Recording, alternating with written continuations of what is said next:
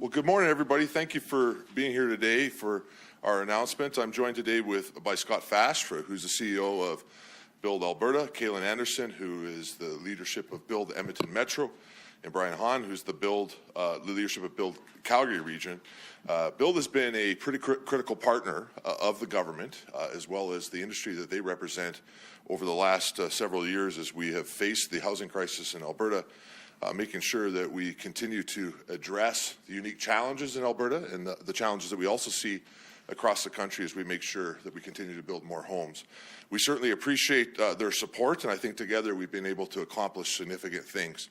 When we started out a year and a half ago to really focus on what was taking place with housing, we focused on two areas. First was on reducing red tape, working with our municipal partners and finding ways to remove barriers to be able to make sure that the industry could do what they do best, which is build homes. And I'm always happy to report how well that has gone. I think the success of that is, CMHC just said again the other day, we're the only place that's seeing these level of numbers, and it's absolutely critical that we continue with that work, but it's also critical that we continue to celebrate it. The reality is in our province, housing starts are up 35% from last year. That starts rising to 33,577 homes so far in this year. Housing starts from January to September 2024 compared to January to September 2023 have seen province-wide, as I said, increases of 35%, but in Edmonton increases of 47%, Calgary increases of 23%, in Lethbridge increases of 305%, and in Red Deer increases of 115%. The other critical component is as we continue to see purpose-built rentals increase, which is something that we challenge the industry to do. We're really excited that almost a third of our new builds are all purpose-built rentals, which is critical to stabilizing the market, with 10,699 purpose-built rentals, which is an increase of, as I said, 32% of housing starts. In the first half of 2024, saw almost 10,000 new apartment starts in our province, which is the highest in a half a year in Alberta history and broke the record that was previously set in 1977. So that work with the industry has been critical, and we're seeing the benefits of it. I also want to be clear, though, that the government still recognizes that it's absolutely critical that we continue to work on the affordable housing side of the file, which is why we just recently announced another $850 million that's going into affordable housing initiatives to build more than 5,100 units and close to 900 shelter spaces. It includes projects that have been committed to, that are in progress, and are complete, as well, together with our partners, Alberta's government supporting $9 billion in investment in affordable housing across the province, which is creating 25,000 additional low-income households by 2031, new households, and bringing our stock up to 82,000 affordable households across the province. And the good news is that it's working. We are starting to see stabilization in rental stock and rental rates in the province. Calgary apartment rates rent fell by 4.7% annually in October, which in comparison to a place like Montreal, which only fell by about 2.9%, shows that that work is paying dividends, which is exciting. But there's more work to do, which takes me to our announcement today. We continue to want to reduce red tape and find ways that industry can communicate with the government to figure out ways to remove barriers. And today, I am announcing that we are launching a new online portal called Stop Housing Delays. Through this portal, developers, municipalities, and other partners in the housing industry can share their experiences of unnecessary red tape or roadblocks that are slowing down the whole building process. They can share with us how certain laws, bylaws, or processes are causing delays to help us understand barriers that are preventing quick and efficient residential construction. This can include municipal bylaws, provincial policies, or even federal regulations that are hindering development. Once these are submitted, my department will collect the information on the delay and work with the appropriate area of government or other governments to address the concern and find a solution. This will help us see where we are able to make quick policy changes or where we need to dig in further. It will also ensure that the government knows where in the province housing is moving forward quickly and where development is being delayed. The information that we receive from the Stop Housing Delays portal will help us engage with industry, municipalities, and other governments. By reducing barriers and red tape that is delaying housing development, we can ensure more homes are being built faster for Albertans who need them. We are making major investments to build new homes, improve existing affordable housing, and deliver programs that improve access to housing. And these actions are improving the housing situation in communities all across the province. We will continue to work with our partners to get more homes built and to help increase housing options available for all Albertans.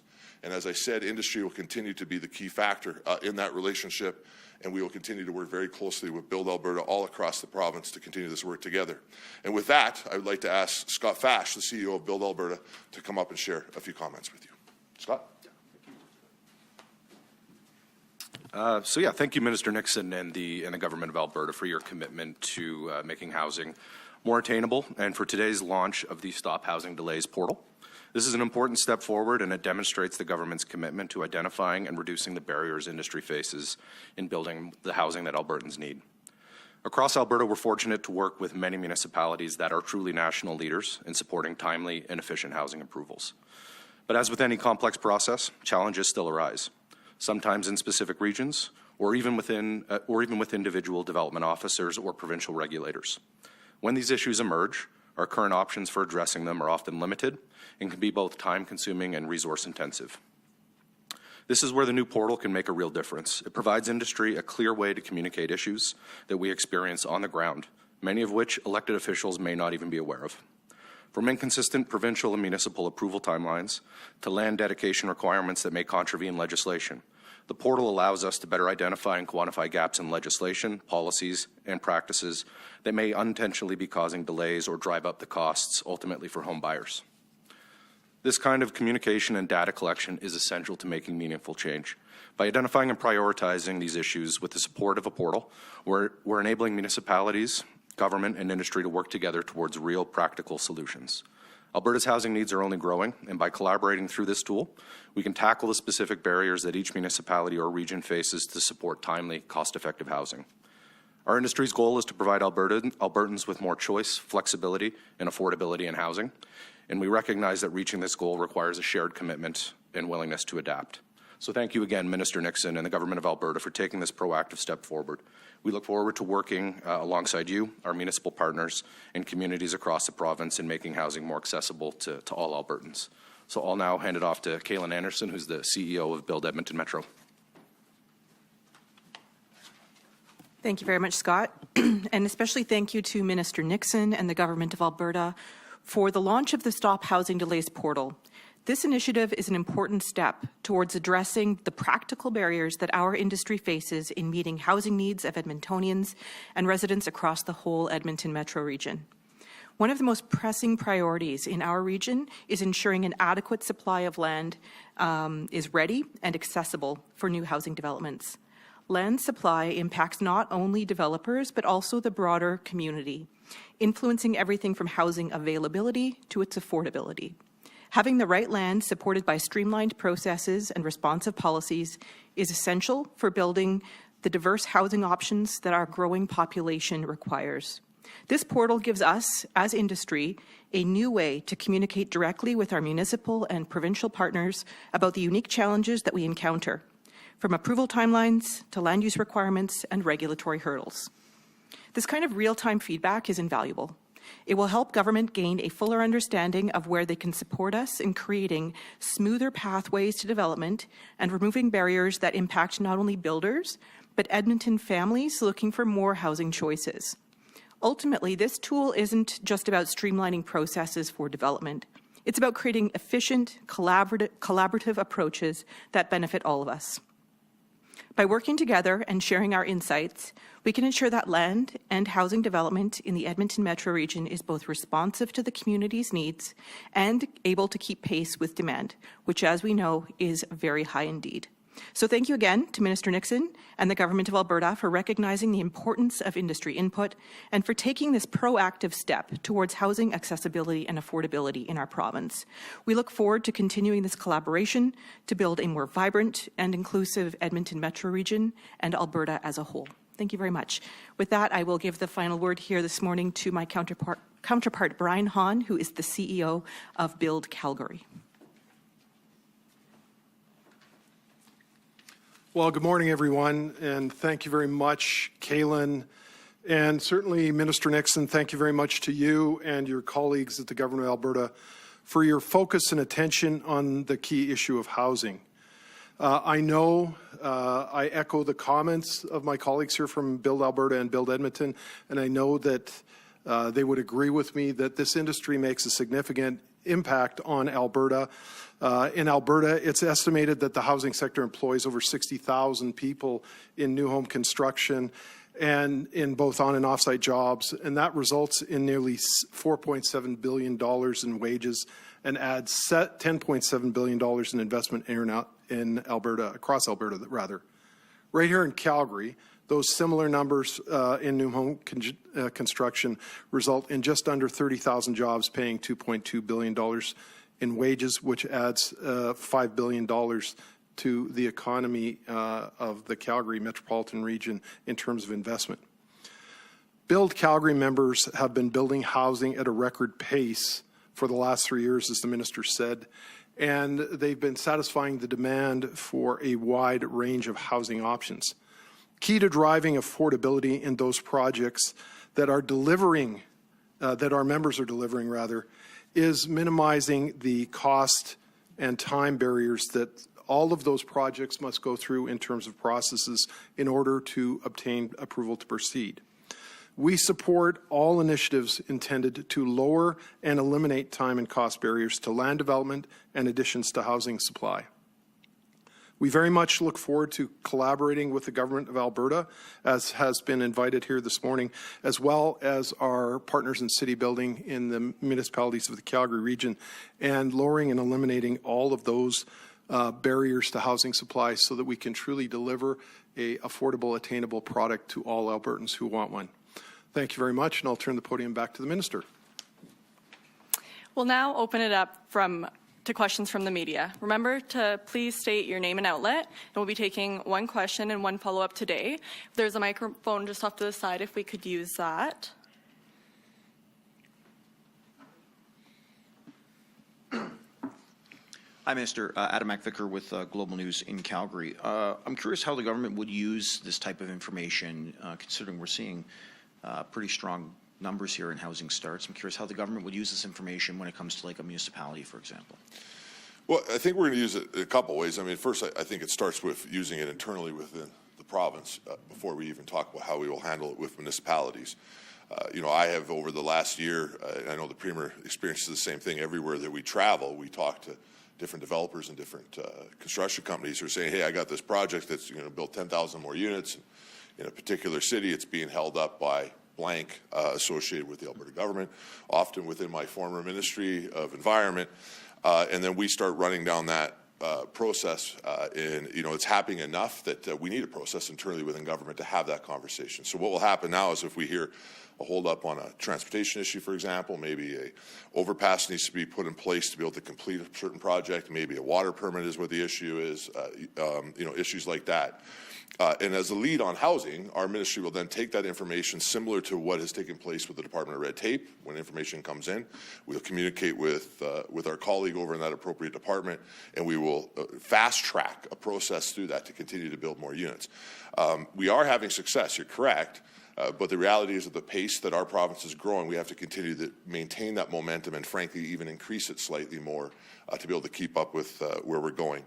When it comes to municipalities, we see this as furthering the conversation that we've already started a year ago with municipalities, making clear that we expect municipalities to work on things like red tape issues, building permit issues, as part of a condition of us funding those the municipalities for things like transportation costs, for things like other traditional affordable housing projects. And we don't want to put a number to it or targets. That's not what I wanted to do with municipalities. I just want to say that we need a real strong working relationship to see success. I know the mayors of the two largest cities agree with that process, and so we would then take this information, we would communicate through our colleagues that, hey, we see this as a hold-up, and we think this needs to be a conversation as part of us extending the C-train line or whatever may take place. You know, a great example would be the work we did for the new stadium here in Calgary, where, of course, the government's not investing in the stadium, but is committed to transportation dollars associated with that stadium. Part of that negotiation was a commitment to thousands of units of high-density housing that had to come along with that process. So I see this as a way to start that conversation. And what I also think is that conversation has taken place a lot with our largest cities because that's where we can see it in big numbers. But this will pave a way for us to be able to communicate with smaller mayors, smaller town mayors, like communities that I represent, because we'll be able to see it, and it opens up dialogue either through the MLA or through my department. Fair enough. And to some of the industry representatives here, I mean, the industry you guys all represent, as we can see by these numbers, it's been going at a pretty steady pace now over the last number of years. So I guess how significant are some of these delays the folks you represent are dealing with right now? Maybe some examples of what we're maybe experiencing here in Calgary or across the province. Yeah, I think it's going to vary from municipality to municipality. And you're not going to point to one and say it's all of them and in this one process. It's, I would say, a culmination of issues across a multitude of municipalities across the province. And a lot of it happens kind of through the development permit phase where you have your zoning in place, you have 95% of it's done, you get to the development permit phase, and what we're finding in some jurisdictions or some development officers is that keeps getting referred back for additional information, or they'll make changes to a site plan or any of those things, and really a process that should take, in our view, a month max is now extending to 6 months to 8 months, a multitude of those things. And that to me is just, it's a symptom of probably overly complicated policy or a lack of, or too much discretionary authority granted kind of throughout the chain of command through those approvals. That's a really broad one. Building code interpretations are another one where oftentimes you'll have within the same municipality, one safety codes officer interpret the same line of building code differently from another one in the same jurisdiction. And it has significant impacts on cost, design, and approvals. So I think the idea is to be able to funnel this information to the minister, to the appropriate person, so we can say, okay, well, this is consistently coming up. We need to prioritize either a change in the MGA, the Safety Codes Act, whatever that may be, to resolve it. Question for the minister. It's Scott Dipple from CBC Calgary. Hey, Scott. Can you give us a sense of whether the delays that you believe exist in the systems, are they affecting all different types of housing equally, or some hit harder, for example? And I'm thinking you touched upon the increase in affordable, but market, non-market, single family, multifamily, et cetera. Yeah, I think that I don't know if we've identified a pattern between the different types of housing where there be delays. I mean, I hear about delays from all different types of housing. I would say that on the more traditional affordable side of housing, we are also seeing another type of delay beyond this, which would be the NIMBYism, the not my backyard conversations with some of our affordable housing projects, which certainly this would not be designed to correct. That's a different conversation. But the reality is, I think a seniors lodge runs into some of the same hurdles that we're hearing from a traditional purpose-built rental facility. So, what often happens is you'll be in a meeting and you'll hear sometimes even from a city councilor or from a developer, hey, this project that we have in this part of the city that's going to create 25,000 units of housing is being held up because we need funding for an overpass, for example, or we can't get approval for a sewage project that needs to take place. Sometimes that's even money. Sometimes it may not even be a red tape question.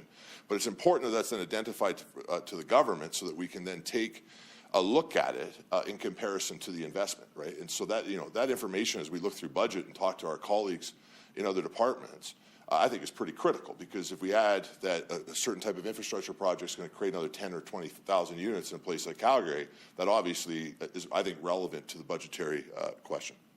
Okay. And follow up for Brian Hahn. It's probably more Calgary specific, so I'll put it to you. And that is, as the minister touched upon, we're seeing increase in housing, record housing starts, that sort of thing.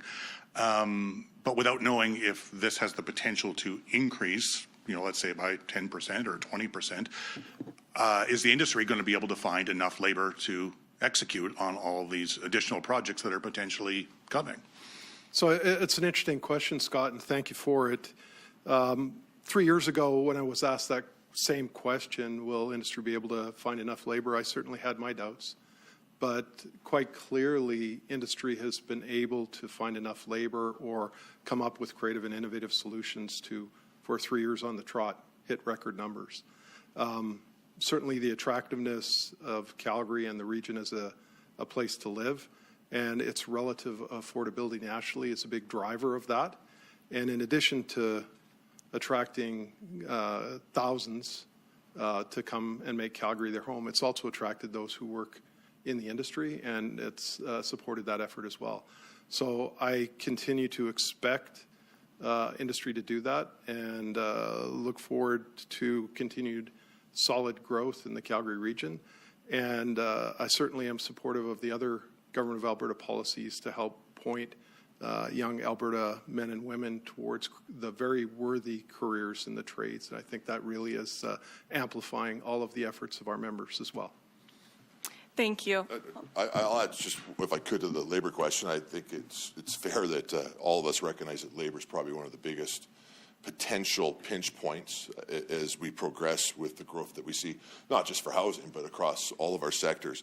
And the government has approached this when it comes to housing in our overall housing plan in two ways. One is a focus in the short term to make sure that things were being adjusted as far as attracting who was migrating to this province anyway in a targeted way to try to look towards trades or other individuals that could help deal with the housing crisis simultaneously to dealing with the trade crisis. And I think we've seen some success. The industry certainly told me that.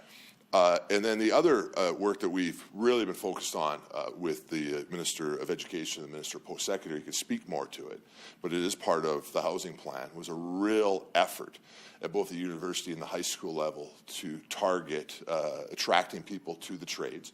That's not going to pay off in the next year or two, but we do anticipate, as the province continues to grow like this, that we will see tremendous benefit to the trade as a result of that to trades, I should say, as a result of that investment. It's going to continue to be a big focus of the government on the education side. Things like, again, attracting high school students to want to go to trades, getting high school students who have already identified wanting to go into trades in early.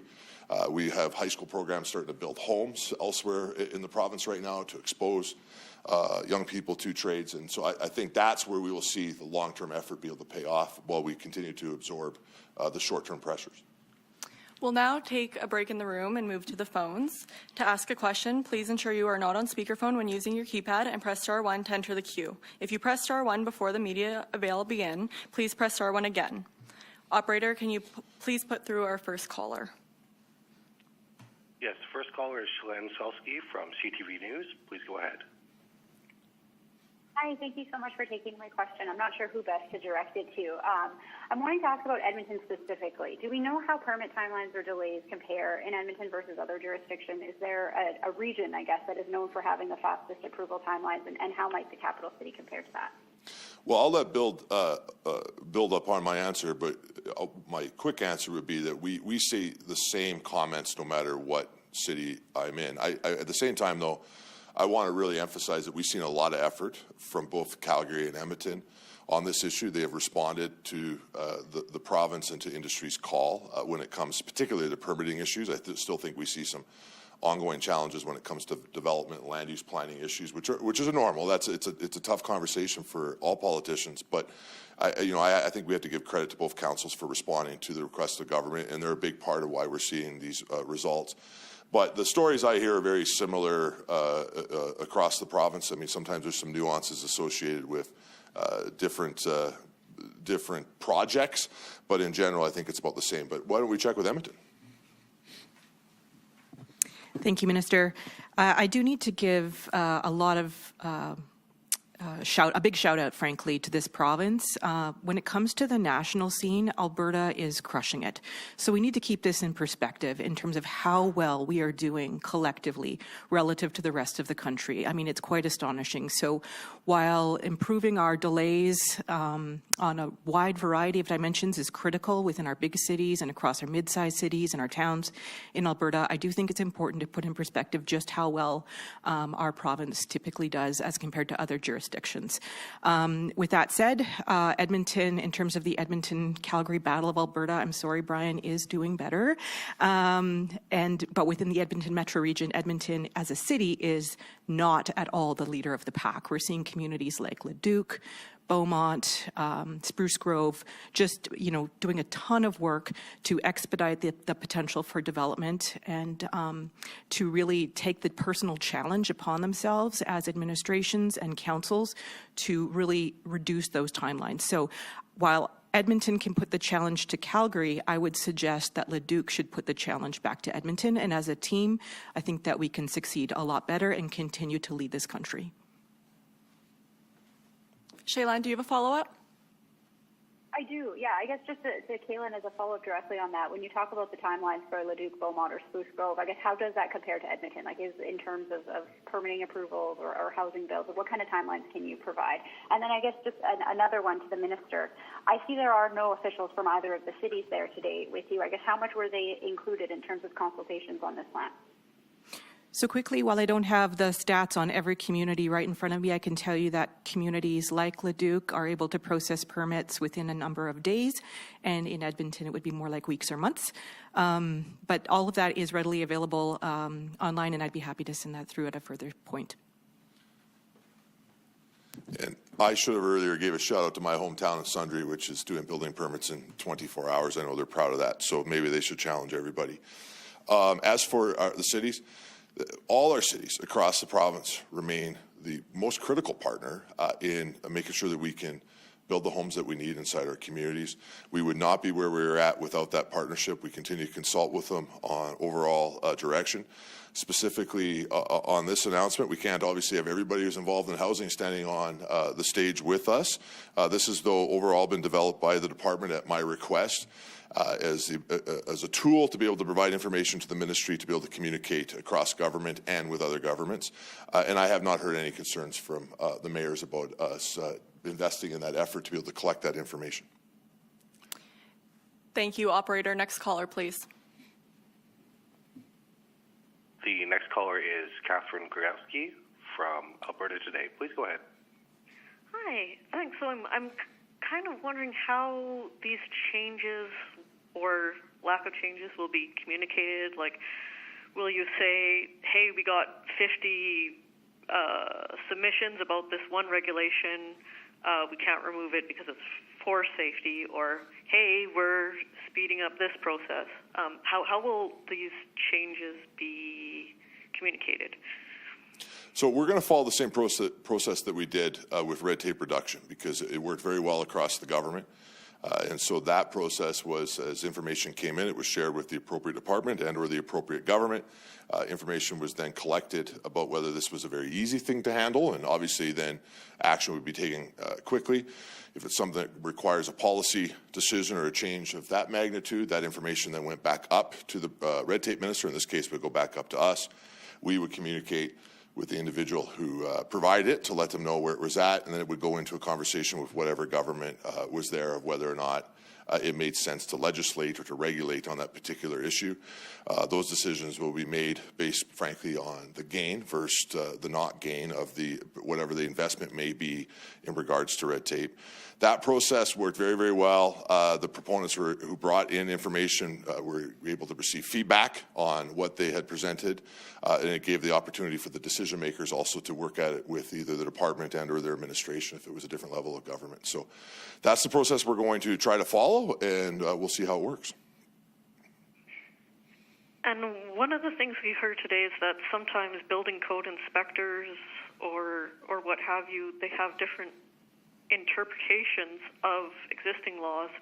So will there be any sort of province-wide review of the codes to ensure they're clear? Does something need to change with the inspection process? I'm interested in that piece, in how these rules are interpreted. So great question. Let me start off by saying that in no way are we saying the portal is the only part of our housing plan. It's just another step along the way in the work that we're doing together to build more homes. We've had multiple roundtables with the industry, of which Build has helped us put together and has participated in. Minister McIver and I just recently had two other rounds, one in Calgary, one in Edmonton, with developers and builders. We're able to collect that information. As a result of that, I know Build, I believe, has actually just given to my department a report, I believe, yesterday, that we're looking at to look at some of the next steps as we move forward together. And further to that, Municipal Affairs and my department have put together a working group when it comes to the question about inspectors in the building code, which is going to come back with some recommendations on how we can make sure we're building safe, we're meeting all of the requirements that we need to, and we're building high quality. reality, but we're not seeing unnecessary delays because of communication challenges within the building code or interpretation challenges. Thank you. We're going to come back to the room for our final question. Please go ahead. Kevin Green from CTV. The first question I have would be for someone from industry. You guys have alluded to that red tape or excessive restrictions on building have increased or are an increased cost. I'm trying to quantify that. Is it a 5%, a 10%, a 20% sort of overall cost? And if you can shave that cost, who does the savings get passed on to? The buyer, or is it just more profit for builders? Yeah, ultimately it depends on the specific process, the specific delay, and the costs associated with it. Well, I think most of us think of a house. Like, let's take an average house. Is it 10% of a house cost is in I mean, the time delays? delays, you could absolutely, I would say 10% is absolutely a fair number. Sometimes it might go even higher than that, depending on the scale of the project, because delays can go all the way back to when a municipality approves the land. The carrying costs associated with that over multiple years to then bring that land online, then brought into delays associated with development permits and everything through those lines. So I think 10% is absolutely a fair number. And yes, ultimately, we have a hyper-competitive industry. Our builders compete on a day-to-day basis with each other, and the way they do best from a business perspective is to be able to provide a product to the widest swath of the population possible. That's why we have largely in this province been able to have a more affordable housing market than many of the others. We have continued to be able to provide that product to those, again, that wider proportion of the population than many of the others. And it does get passed on ultimately through competition. Yeah. And my second question is for the minister. You've identified various levels of government, federal, provincial, municipal. I can see how you guys would have direct control over provincial regulations and how they might be enacted, but for federal or municipal, where it seems that's where a lot of this lies, what's your hammer? I mean, if you determine that there's a problem, something that needs to be fixed, how do you tell them to fix it? Just by saying pretty please, or like, how do you enforce it? Well, let me just add one quick thing to Scott's point, I think that is worth elaborating on in regards to your first question, and that is, there's two types of costs that are being created by the housing crisis. One would be, to your point, if it's increasing input cost on the developer or the builder, which I think Scott did a great job of answering, so I won't try to elaborate on it. But to restore affordability at a macro level, or to maintain the affordability that we have in this province, the number one thing we have to do is continue to increase supply. And so in and of itself, it's not just the direct input cost of that house, which may or may not, depending on what was brought forward, but there may or may not reduce costs, I should say. But every time that we bring on another 5,000 or 10,000 units in this province, we get closer to restoring that supply in our market, which will bring back stability to both the rental market and the housing market. As for the federal government, look, I am not a champion of the federal government. I've, at this podium, spoken about my concerns with the feds lots. The reality is that the federal government has very limited areas associated with the actual regulatory process of our construction industry in the province. This province has made sure that has been maintained. We have not signed on to certain building code issues that we think would provide increased costs to our industry associated with things like climate change, and we will not be. Most of the conversation that we would have with the federal government when it comes to housing would be about investment in affordable housing, stuff like investment in infrastructure, Housing Accelerator Fund as an example. We continue to see some serious challenges from my perspective of the lack of per capita investment, not only in municipalities, but particularly when it comes to First Nation communities, which has been, I think, deeply troubling for the federal government. But as for a permanent type of process, with the exception of some rare water issues associated with some development, I don't think that they're the main government that we would be attracted to be fair. And further to that, I think the one thing that the federal government and the province of Alberta agree on is removing barriers to build homes. And if Mr. Fraser was standing here with me today, he would say they continue to call on provinces to do exactly what we're doing, which is get barriers out of the way and build more homes. Because he knows what I know, which is that we have to continue to increase supply, or we're going to continue to see these challenges. My last point on this is that we are already seeing conversations with the federal government when it comes to housing go significantly better since Bill 18 was passed. We took Quebec's example, And we made sure that the federal government could not bypass the province on important conversations like overall housing funding. You will be hearing from me shortly on some updates on encampment funding. Those type of conversations would not be taking place if we had not passed Bill 18. And so I am looking forward to being able to work more with the federal government because of the Premier's legislation, which has forced them to the table to have a serious conversation with us. But municipal governments, what's your hammer? Well, municipal governments, well, the hammer's money. I hope that we don't have to go there. But as I said in my comments, I've been very clear with municipal governments that holdups on housing in significant ways will factor into funding decisions, not just for my department, which does fund lots of projects in municipalities across the province, but for departments like transportation and municipal affairs. Now, we haven't had to go down that road because our municipalities have responded so far. We hope that they continue to respond. But if we're going to invest inside communities in the province, one of the criteria will be that community is taking their role in housing seriously so we can continue to develop our province. And I'll do a shout out to Lethbridge today. When I first became the minister, one of my first trips with this file was to Lethbridge, and they had me announcing a project that 5 ministers ago had announced, and they were so excited that it had just received a development permit. I was not impressed. I met with council in an open council meeting. I made very clear to them that if they did not up their game, that this would have serious consequences long term because the province could not afford 4 or 5 year delays on seniors' homes, for example. And if you look at Lethbridge housing starts since that meeting a year ago, they're up 300%. So I think our municipalities in general want to do this. Often, though, what has to happen is that we need to give them the solutions that we're looking for in a clear way that allows them to be able to implement that inside their communities and through their administration. That concludes today's news conference. Thank you, everybody. Thanks, guys.